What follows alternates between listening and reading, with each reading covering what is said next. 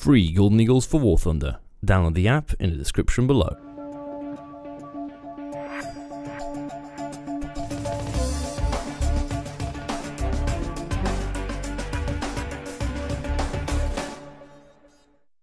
Hey guys, welcome back to War Thunder and welcome to one of the 4 top tier tanks added in patch 1.71. This is the Chieftain Mk.10.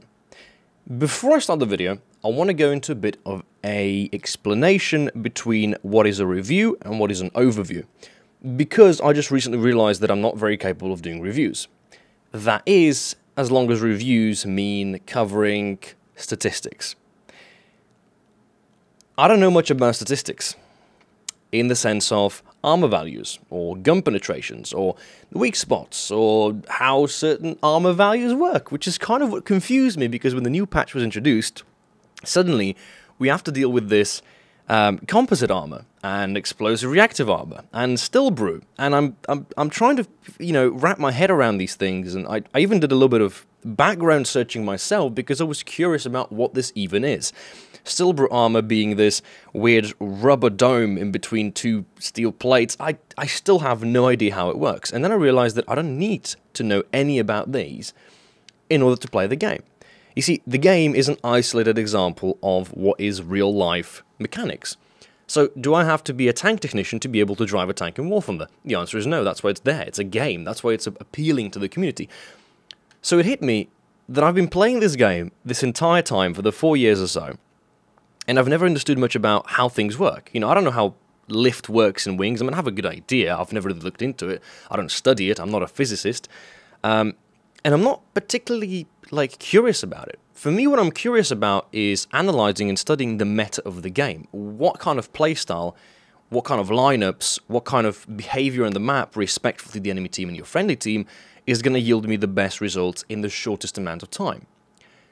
And so when I sat down to go through the spading process of these top tier tanks, being the Mk.10 and the KPZ-70, T64 and the Chieftain, I came across a few problems. The problems were that the first tank that I unlocked and the first tank I played was the KPZ-70. So what I discovered with the KPZ is that we've got an extremely fast tank with very good armor and an amazing gun. Which means the kind of triangle, and if I have to say that the triangle of top tier meta at the moment is good armor, good gun, and good mobility. The thing dominated. It was like, there's nothing it can't do. And so the KPZ-70 and the Mk.10 both have this bit of an overpowered vibe around them, although they have a few weak spots. We'll talk about those in respectful videos. The T64 came next. T64 was a tank that I was a bit confused about. Low reverse speed, reload was there, good turret armor, weak cannon breach, and overall weak lower glacis. But you can work with that. The tank's maneuverable, it's very reactive, and I think it follows the line of aggressive Russian tanks perfectly. Then I came to the Chieftain Mk.10. And I remembered what I hated about playing the British, which was that I had unlocked the Chieftain Mk.3 back in, this was 2016. I unlocked the Chieftain Mk.3, and I played it, and it was slow. And I came from the Leopard at that time, and I was playing T-54s at the time, so the Chieftain wasn't really enjoyable. It's slow, it has bad neutral steering, it just kind of struggles. And then I spaded it, and it became enjoyable, because it was faster, and I kind of got used to the vibe of the way the tank worked, and I went through the entire skin grind, and then the Chieftain Mk.5 was released, and I thought to myself, great, a better version of the Chieftain Mk.3, except that it now got nerfed with its engine performance, it's being increased to 8.7, and I'm guessing it's getting an APF SDS shell. If it's not, then I don't know what the hell it's doing at 8.7. Anyways, Chieftain Mk.5, again, same story. Stock tank, annoying to play, but the more that you went through with it, the more you started enjoying it. Kind of the engine performance starts kicking out, you start to kind of feel which part of the map you can, kind of hide around, or where you can push, where you can be aggressive. And then came the Chieftain Mk.10. Now, the Chieftain Mk.10 followed a bit of a different rulage, because everything it was fighting wasn't like, Leos are fast, but they're weakly armored. And they have a slightly slower reload. Then you have T-54s, they're fast, but the turret rotation speed is bad, and you can hash them. What about the MBT now? I'm playing the Chieftain Mk.10, and I'm being attacked by this tank that is faster. It's got technically better armor on anything except for the turret, and it has a faster reload and about as much of a powerful gun as I have. How do I face against this? And I was struggling because that was the mentality in my head. I kept thinking to myself, I just played the KPZ, Chieftains were not a problem, T64s were not a problem, nothing has been a problem. And then when you play in the Chieftain, you think to yourself, okay, so I'm at a disadvantage because the other tank is better. Wrong. This thing is a beast. And it's a beast from a different point of view. It's a beast because it's slow. And because nobody expects you to be in places where a slow tank wouldn't be. And that's why it was mind-blowing to me how taking a slow tank and combining it with a very aggressive playstyle can yield some amazing results. And I took this from the point of view of both T95, the Doom Turtle, and the Mouse. Now, the Chieftain is under no means actually slow. It's, when I say slow, it's respectful to the other tanks that it's facing. Those tanks are about twice as fast, have twice the acceleration, have better neutral steering, have arguably better overall performance, but what you have is you have the element of surprise. And that's the thing. This triangle of power, or power creep, or, whatever you want to call it, it can be manipulated, as did the old system with close air support versus tank versus SPA. If you're better at one role than you are the other, you can adapt to it and you can kind of force the enemy into a negative outcome. So, if we're going to do an aggressive playstyle, how are we going to use our Steel Brute armor? Well, for me, I did not use the Steel Brute armor. I didn't rely on it. The whole idea of going hull down and, using your superior armor in some way, shape, or form, for me sounds like a very boring way to play the game. And not just that, it proved, when I was testing it, to be rather inefficient. The Steel Brute armor has a particular weak spot. It's called the cannon breach, and anybody shooting in the near vicinity of the cannon breach is going to likely either take it out, or is going to actually go and glitch through the side of the Steel Brute and eliminate some of your crew members. There's nothing quite as bad as being in a slow tank, in a hull-down position, and getting your cannon blown out, because all the enemy has to do is just drive to your side, and being an MBT or a T64, they can do that within, well, let's just say 10 to 13 seconds, so you're gone. The trick to top tier for me, because I was playing the MBT and I was playing the T64, was kill the enemy before it kills you. So, I had two things I had to learn. First of all, weak spots. Now, the way you learn weak spots is down to probably personal preference. You can open up a YouTube video, you can open up the armor values in the game, hanger. For me, I don't know much about real life. I don't know what composite armor is. I don't know what Steel Brute is to this day.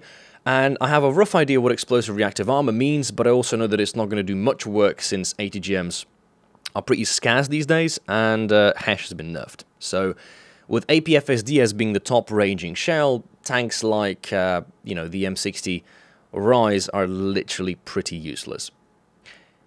The way I play the game is inside out, meaning I don't have to know how a tank works or functions in real life to understand how I can make it work effectively in the game. The tactic I use is trial and error.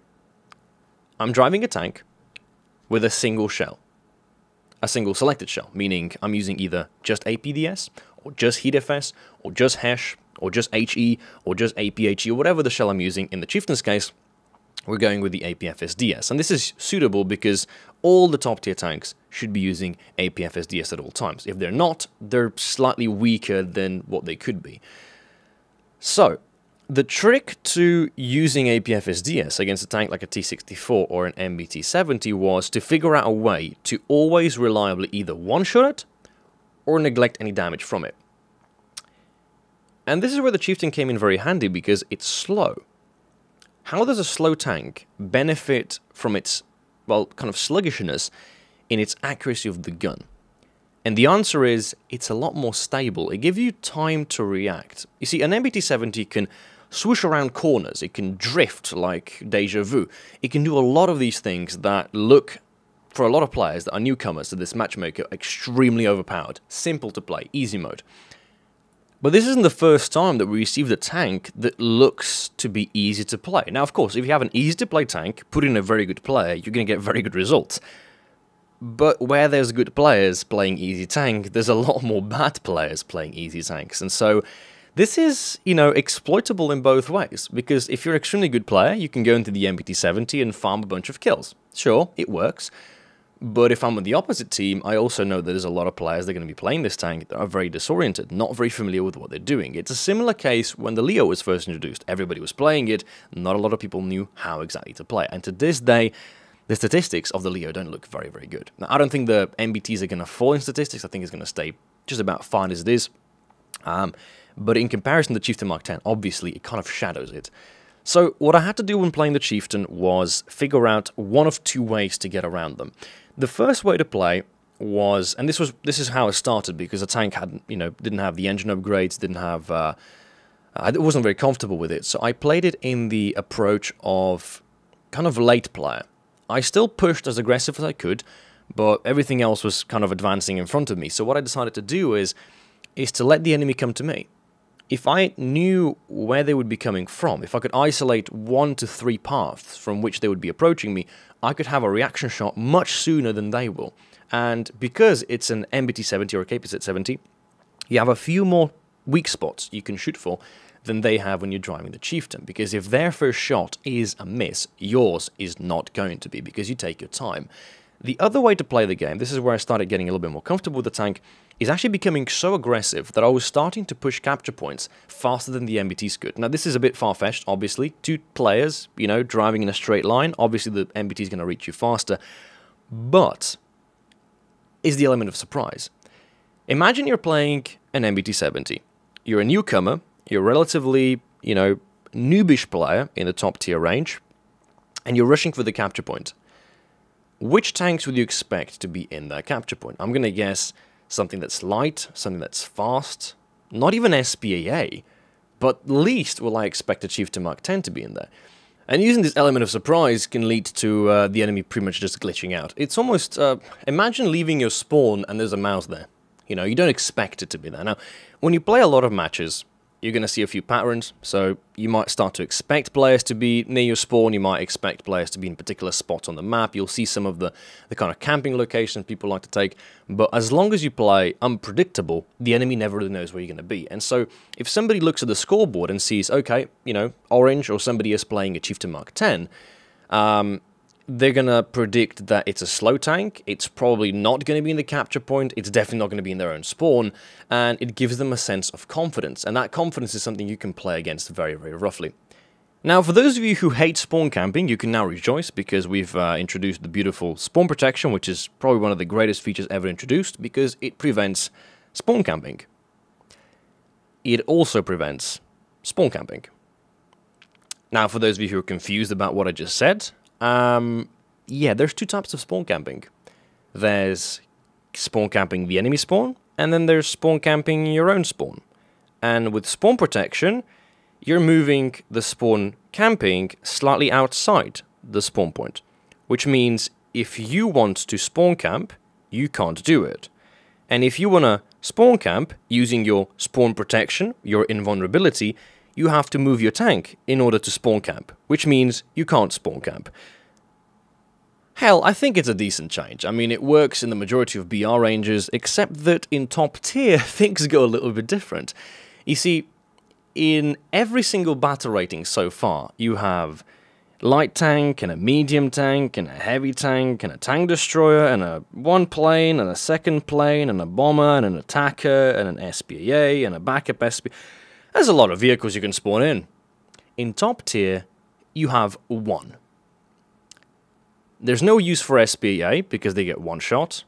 There's no use for planes, because every single one of them, except for maybe the MiGs and, I'm going to say RP3s against MBTs and KPZs, everything else is pretty useless. HVAR cannot be used anymore. Bombs in top tier, I don't really see the point of it. We're going to spawn a Saber in, drop 1 bomb, get 1 kill. Essentially, the way these matches work is you spawn in once, you do your damage, then you spawn a backup if you have it, or you just practically leave the game.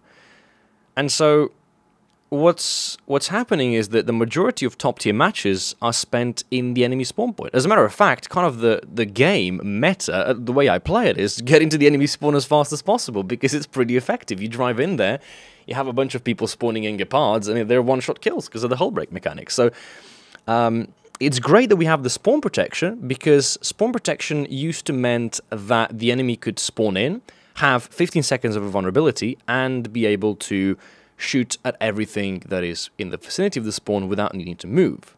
With the new spawn protection though, you have to spawn in, move outside of your spawn to get visual on the enemy, by which you have lost your invulnerability and you get one shot within 2 seconds.